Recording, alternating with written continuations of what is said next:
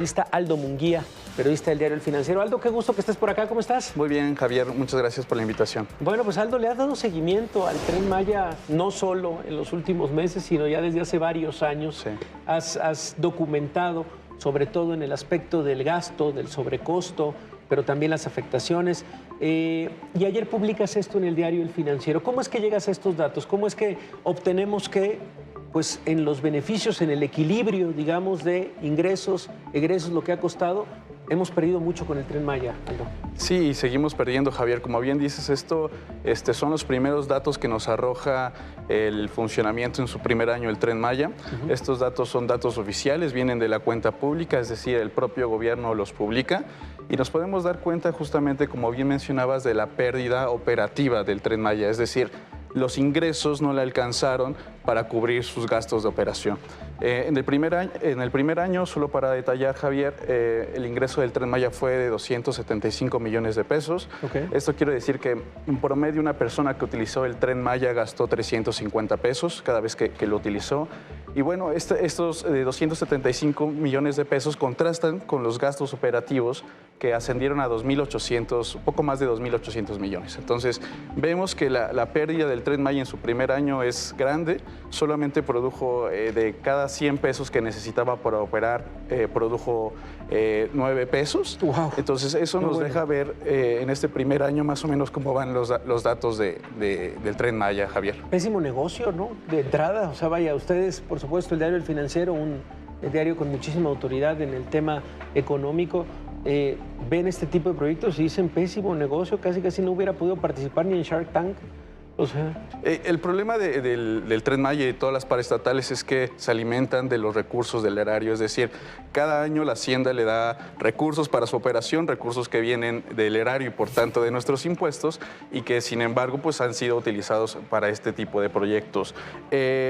Ingresa menos, ingresa poco y aún no tenemos claro bien cuándo va a dejar de requerir recursos del erario para seguir subsistiendo. Entonces, no hay un estimado financiero claro desde el gobierno que nos diga a partir de este año va a comenzar a generar recursos para la comunidad, para el erario y va a dejar de requerir que cada año a través del presupuesto se le otorguen estos recursos, Javier. Una de las justificaciones, Aldo, era la reactivación económica del área. Claro. También.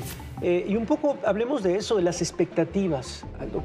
Para este año y medio, 15 meses de funcionamiento, ¿cuál era, digamos, esa perspectiva que se tenía desde el gobierno? ¿Se tienen esos datos? Sí, claro. Para el primer año se estimaban poco más de 800,000 pasajeros. La meta quedó por debajo. Según datos del propio gobierno, del Tren Maya se transportaron 785,000 pasajeros en el primer año, abajo de la meta. Y para este año se estima que haya un crecimiento de sobre el 53%. Es decir, tendría que haber 1.2 millones de pasajeros que se han subido en el tren. Lo que hay que decir, Javier, es que el tráfico del tren, los pasajeros solamente se han transportado entre Mérida y Tulum y más o menos Playa del Carmen. Es decir, todo el tren no está siendo utilizado de la misma forma. El tramo que sí está teniendo mayormente pasaje de los turistas, de la gente que utiliza este transporte como un medio para ir a sus trabajos, a la escuela, solamente se está moviendo en esta zona. Entonces, por ahora, en este primer año, vemos un flujo muy focalizado a una zona de la que ya se utilizaba, es decir, la gente hacía estos traslados en autobuses, lo sigue haciendo mayormente, pero se está subiendo como una primera oportunidad al tren. No necesariamente está atrayendo nuevos turistas, eso también, se espera que haya 3 millones adicionales de turistas con el Tren Maya. Tampoco está funcionando. Tampoco está funcionando, son turistas que ya iban a la península, pero antes utilizaban transporte terrestre. Ahora están haciéndolo el tren, puede ser más cómodo, no necesariamente más rápido, no necesariamente más adecuado, porque todavía hay un número reducido de corridas del Tren Maya, dependiendo el tramo, entonces todavía están esos... Mira, yo lo traté de utilizar, pero era muy complejo. Por ejemplo, llegar del aeropuerto, tratar de utilizar un transporte que había muy pocos horarios, por ejemplo, para que te llevaran al tren específicamente. Entonces, lo complicaba mucho, sobre todo la conexión. Claro. La conexión de decir, bueno, vengo en en avión y quiero utilizarlo para poder trasladarme a Mérida, después me voy a trasladar a Cancún, digamos, Sí. que son los sitios turísticos.